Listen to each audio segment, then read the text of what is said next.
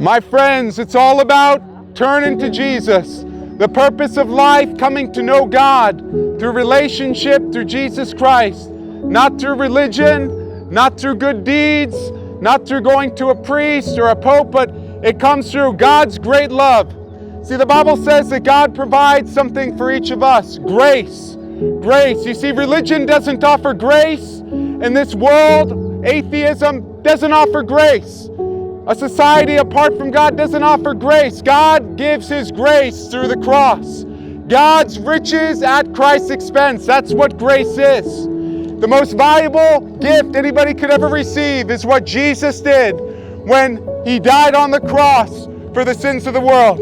Now, we live in a time where people will say, don't believe it. We live in a time where the culture will say, don't believe it. I got to tell you the truth.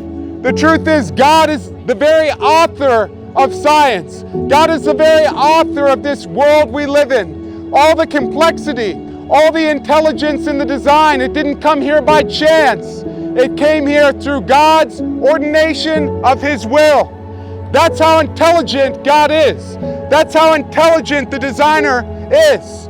See, we have a problem. The thing that keeps us from knowing God, the Bible says that we have a sinful nature, that we don't want to have to be accountable to anything or anybody.